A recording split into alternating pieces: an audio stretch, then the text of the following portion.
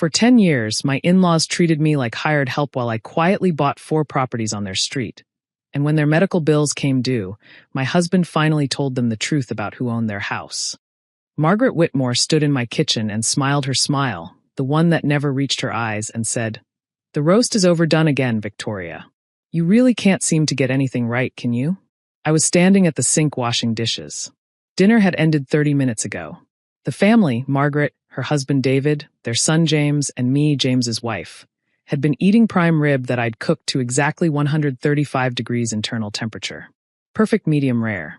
But Margaret had never been interested in accuracy. She was interested in dominance. "I'm sorry," I said, keeping my voice even. "I can make something else if you'd prefer." "You know what?" David Sr. called from the dining room. "Why don't you just clean up in there and try to be less of a burden? At least you're useful for something." His friends laughed. These were David Sr.'s business associates, men in their 60s who'd come over for cards and drinks, and who apparently found it entertaining to mock my existence in my own house. I smiled and continued washing the dishes. This was my life. Has been my life. Will probably be my life, I used to think. But it wasn't anymore. What none of them knew, what my husband James didn't even fully understand, was that while I was smiling and serving and cleaning and absorbing their contempt like some kind of emotional sponge, I was also building. Quietly, methodically, without drawing attention, without bragging, without making a big deal out of it. I was buying real estate. Let me back up. Let me explain who I am. My name is Victoria Chin. No, wait, you said not to use Chin. My name is Victoria Summers. I'm 42 years old. I have an MBA from Northwestern University and an undergraduate degree in economics from Stanford. I worked for Goldman Sachs for 6 years before I married James and moved to his family's neighborhood in Connecticut, a town called Westport where the houses sell for millions and the families have been established since the 1980s. James's parents owned a 7-bedroom colonial on Orchard Hill Road. It was beautiful. It had been in the family for 30 years. And they treated me like I was the help the moment I married their son. The first incident was at our wedding reception. Margaret pulled me aside and said, "You know, we were hoping James would marry someone more appropriate. But we'll make do." I was wearing a $6,000 wedding dress. I'd graduated from Stanford with a 3.8 GPA. I'd worked at one of the most prestigious banks in the world. But none of that mattered to Margaret. What mattered was that I wasn't old money. My father was a doctor. My mother was a teacher. We were middle class. We were, in Margaret's world, inappropriate. The second incident was 3 months into the marriage, when Margaret asked me to take out her garbage while she was hosting her book club, in front of 10 women, while she referred to me as the girl James married. The third incident blended into the fourth into the fifth. 1,000 small cruelties, dismissals, contempt, demands that I clean her house during our visits, comments about my cooking, jokes about my background, the consistent, relentless message that I was lesser. James didn't see it, or he didn't want to see it. When I complained, he'd say, "That's just how Mom is. She's not malicious. She just comes from a different generation. The different generation that treated me like hired help." Got it. So I made a decision around year 3 of my marriage. I decided I was going to build something so big that no one could ever again treat me like I was worthless. I was going to make so much money that disrespect would become irrelevant. And I was going to do it so quietly that no one would even realize what was happening until it was far too late. I started with a $50,000 investment in a rental property, a small house 3 streets over from my in-laws. I found a property manager. I funded it through an LLC registered under my maiden name. And I never told anyone. Not my husband. Not my family. No one. That house generated $2,800 a month in rental income. I reinvested the income into another property. Then another. Then another. By year 5, I owned 4 properties in Westport. By year 8, I owned 9 properties across Connecticut and had expanded into Rhode Island. By year 10, when David Sr. had his stroke and suddenly the family needed money, I owned 12 rental properties generating over $80,000 a month in passive income. I had a net worth of approximately $8.7 million.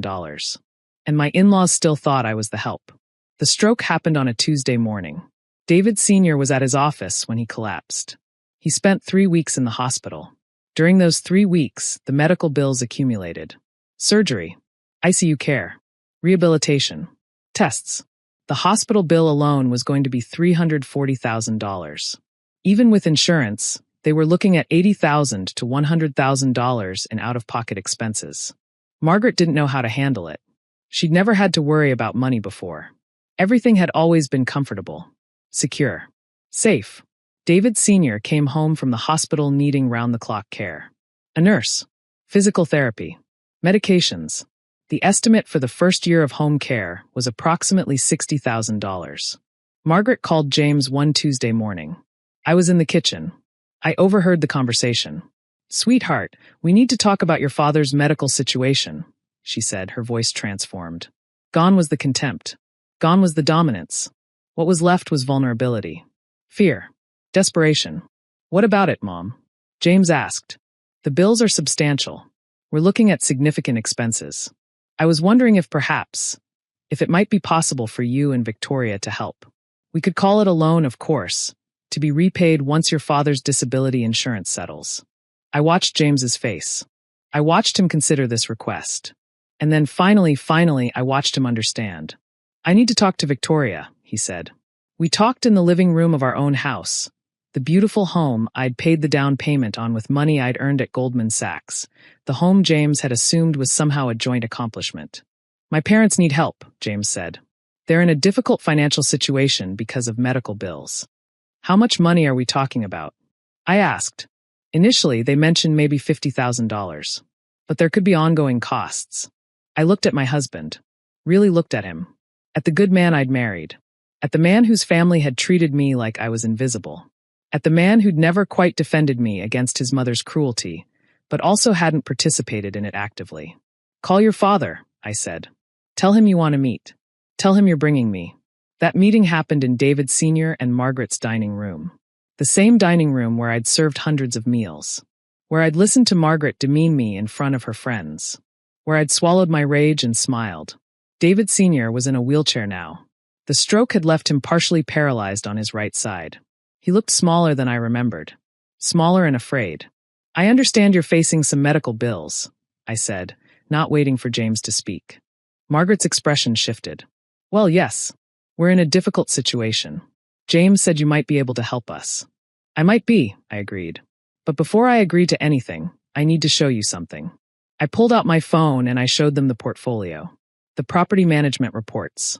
The rental agreements. The income statements. The documentation of everything I'd quietly built while they were treating me like I was nothing. 12 properties. $8.7 million in net assets. $80,000 monthly income. Margaret's face went white. "What is this?" she whispered. "This is my business," I said calmly. "This is what I've been building for the past decade while working from home and listening to you tell your friends that I was useful for something because I could clean up after dinner. This is the reason that your family's financial crisis doesn't actually have to be a crisis." "But you told us you didn't work," Margaret said. "I didn't tell you anything," I corrected. "You decided I didn't work. You decided I was the help. You decided I was beneath you. I never actually told you anything. I simply let you believe what you wanted to believe." David Sr. made a sound. Something between a groan and a whisper. The stroke had affected his speech, but I understood him anyway. He was asking a question. "How? How is this possible?" "I earned this," I said, looking at him directly. "I earned it with my education. I earned it with the salary I made before I moved here. I earned it by investing carefully and managing properties professionally. And I earned it while being treated with contempt by the people I was earning it for." "You own properties?" Margaret couldn't quite process this. "I own the house on Maple Street," I said. "You know it? The yellow colonial? I own that. I own the duplex on Richmond Avenue. I own the townhomes on Orchard Court. And I own the property at the end of your street. The one that just went on sale last month for $2.3 million. I bought that in 2019 for $1.4 million. I could sell it tomorrow for over $2.5 million. The irony was exquisite. I owned 4 properties on their street. I was literally their landlord in multiple ways. "I don't understand," Margaret said. "Why didn't you tell us?" "Because you made it very clear that you didn't respect me. That you didn't think I was worth listening to. That I was someone to be managed, not consulted. So I built something without your approval. Without your knowledge. Without needing your validation." James took my hand. I felt his squeeze. Solidarity or apology or both. So here's what's going to happen, I continued. I'm going to help your family with these medical bills. Not because I owe you anything. Not because you've treated me well. But because James loves you. And because I'm generous. And because I can afford to be generous.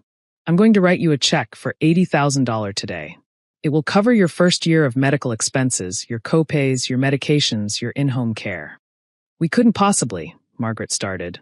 You already have, I interrupted. I'm not offering you a loan. I'm giving you a gift. A gift that your family cannot repay because you don't have the resources. A gift that you'll accept, and then you'll understand exactly how it feels to be on the receiving end of someone else's money. To be dependent. To be vulnerable. I wrote them the check. A gesture that cost me less than 1% of my annual income. A gesture that fundamentally altered the power dynamic between us. The next month, I had a conversation with James. A real conversation. A conversation about our marriage and what it meant and whether he understood what I'd been tolerating. I saw you, he said. At that meeting, I finally understood what my mother had been doing. What my father had been doing. I finally understood that I hadn't defended you because I didn't want to see what was happening. And I'm sorry for that. I forgive you, I said. But I need things to change. I need you to set boundaries with your family. I need you to understand that I'm not their employee. I'm not their servant. I'm your wife, and I deserve to be treated with respect. James agreed. And slowly things did change. Margaret never apologized for how she'd treated me.